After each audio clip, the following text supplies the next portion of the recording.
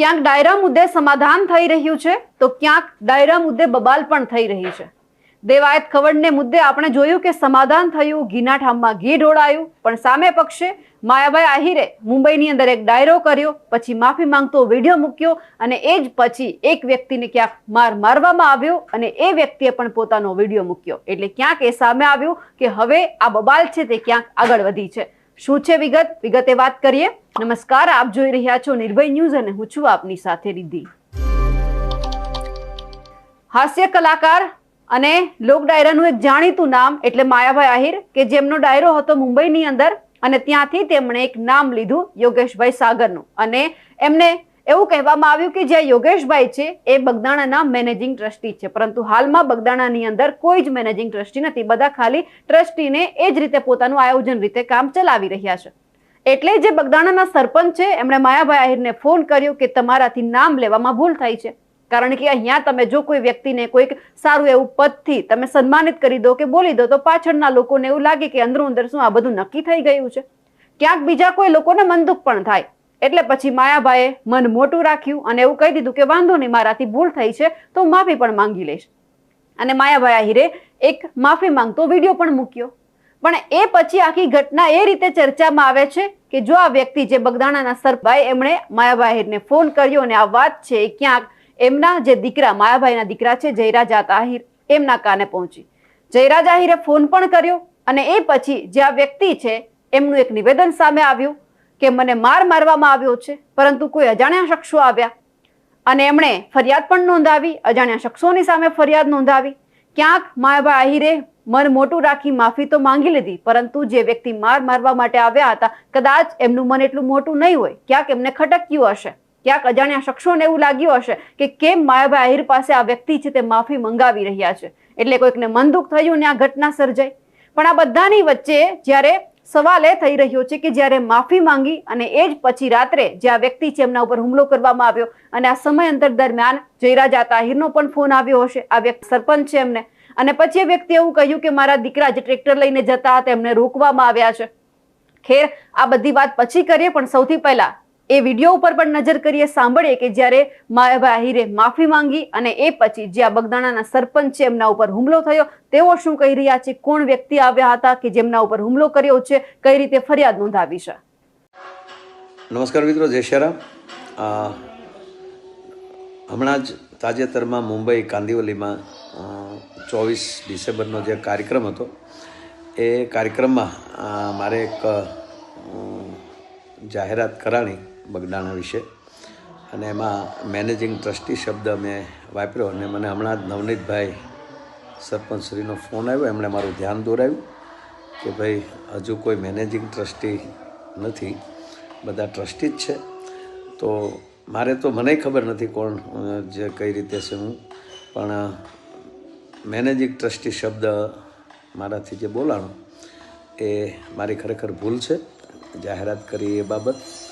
તો મને બગદાણા ટ્રસ્ટ ક્ષમા આપે એવી આપ બધાને પ્રાર્થના કરું છું। જય શ્રી રામ, બાપા સીતારામ। નવનીતભાઈ ડાયાભાઈ બાલદિયા કોળી, ગામ બગદાણા। માં ઘણા સમયથી બગદાણા ગુરુ આશ્રમના ટ્રસ્ટીની હારે થોડુંક આમથી આમ ચાલે છે। યોગેશભાઈ સાગર જેઓનું મુંબઈમાં થોડા દિવસ પહેલાં કાંઈ હશે ભજન, એમાં માયાભાઈ આહિરે એવું કીધેલું કે આ મેનેજિંગ ટ્રસ્ટી યોગેશભાઈ સાગર છે। તો અત્યારે હાલમાં કોઈ બગદાણા ગુરુ આશ્રમની અંદર મેનેજિંગ ટ્રસ્ટી નથી। તો મેં આતાને વાત કરી કે આતા આ રીતનું છે કે બગદાણા મેનેજિંગ ટ્રસ્ટી કોઈ છે નહીં। તો આતાએ કીધું કે હું તમને એની માફી ઓલી કરી અને રીલ્સ મોકલી દઉં છું। તો મેં કોઈ એવું એને કીધું નહોતું આતાને કે તમે મને મોકલે, પણ મને આતાએ મોકલી એટલે મેં મારા જાયભાઈઓને મોકલી। પછી બીજા દિવસે એમના દીકરાનો જયરાજભાઈનો ફોન આવ્યો મારામાં કે તું ક્યાં છો ને તને મળવાનું છે। તો મેં કીધું હું બગદાણા છું, આશ્રમે છું, ગમે ત્યારે આવો ત્યારે મળશું। પછી પાછા મારા એક બીજા મિત્ર છે રામભાઈ વાળાકરી, તો એમને મળ્યા એટલે એમનામાં ફોન આવ્યો કે ભાઈ આ કોણ છે ને શું છે। તો રામભાઈ કીધું કે જાયભાઈ છે, એવું કાંઈ છે નહીં, એનું બધું મને બોલાવ્યો, વાતચીત કરી તો એવું કાંઈ હતું નહીં। પછી આ લોકો રાતે આવ્યા છે ને મારું ટ્રેક્ટર ઊભું રાખ્યું, ટ્રેક્ટર ઊભું રાખી અને ટ્રેક્ટરમાંથી છાવી કાઢી ગયા। મારા છોકરાનો ફોન આવ્યો કે પપ્પા કોઈ આપણા ટ્રેક્ટરમાંથી છાવી કાઢીને ટ્રેક્ટર ઊભું રાખીને અહીંથી વયા ગયા છે. તો હું ત્યાં ગયો તો પછી ગાડી પાછળ એ ગાડી લઈને હતા, વેરના ગાડી હતી, અને એની પાછળ હું ગયો તો પછી એ લોકોએ ગાડી આગળ જવા દીધી. તો પછી મારી પાછળ ગાડી આવીને કે તું કેમ અમારી રેકી કરે છે? તો એમાંથી 4 જણા ઉતરી ખાલી એટલું બોલી અને ધોકાના પાઇપે મને મારીને હાથે પગે બધે ઈજા કરી છે. પછી થોડી વારથી કે બીજી સ્વીપ ગાડી આવી તો એમાંથી 4 જણા ઉતર્યા. તો એ લોકોએ ધોકા પાઇપ કાઢી અને મને બધી જગ્યાએ માર્યો છે. અમારા હાથે ફ્રેક્ચર આવ્યું છે, 2 પગ, 2 હાથે, પાછળ, કમરના ભાગે બધી જગ્યાએ મને મારેલો છે. ત્યાર પછી અમે અહીંયા હનુમત હોસ્પિટલમાં એડમિટ થયા. પછી સાહેબ બગદાણા પોલીસ સ્ટેશનમાંથી અમે અહીંયા આવ્યા હતા લખવા, એટલે એમાં ફરિયાદ આપી છે. અને અમારા 2 મોબાઈલ તોડી નાખ્યા, મારી 2 વ્હીલ બાઇક તોડી નાખી. અને સાહેબને મારી નમ્ર વિનંતી છે કે આની યોગ્ય તપાસ થાય, આમાં કોણ કોણ પાછળ છે આ કારણની અંદર, એટલી મારી એસપી સાહેબને મારી વિનંતી છે કે આની અંદર કદાચ મોટા માથા હોય ખરા કાંઈ પણ. હવે બગદાણાના સરપંચ એવું કહી રહ્યા છે કે અજાણ્યા શખ્સો આવ્યા, ધોકા પાઇપથી તેમના ઉપર હુમલો કરવામાં આવ્યો. અને ખાસ જ્યાં સરપંચ એવું પણ કહી રહ્યા છે કે અમે એસપી અને પોલીસને નિવેદન કરી રહ્યા છીએ, અમે એક એવી આશા વ્યક્ત કરી રહ્યા છીએ કે આમાં સરખી તપાસ થવી જોઈએ, કારણ કે આ આખી ઘટનામાં ક્યાંક મોટા માથાઓ પણ સંડોવાયેલા છે. તો અમે પોલીસને પણ વિનંતી કરી રહ્યા છીએ કે જો કદાચ આ વ્યક્તિને ન્યાય સંહિતા ઉપર ભરોસો ત્યારે જ થશે જ્યારે તમે અજાણ્યા શખ્સની જગ્યાએ જે મોટા માથાઓ આમાં સંડોવાયેલા છે તેમની સામે તમે કાર્યવાહી કરશો. કારણ કે જો કાર્યવાહી થશે તો પછી ખબર પડી જવાની છે કે દૂધનું દૂધ અને પાણીનું પાણી શું છે, આમાં કોનો વાંક છે. કારણ કે આખી ઘટનામાં ક્યાંક જયરાજ આહિરનું પણ નામ છે તે સામે આવ્યું છે.